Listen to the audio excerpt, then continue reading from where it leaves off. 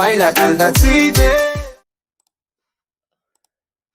Today we are going to talk about software documentation and Doxygen Generator. What is Doxygen?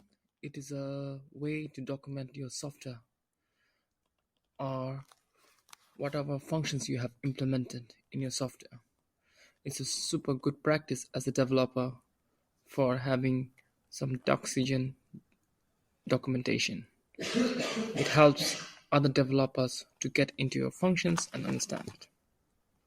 So let's see.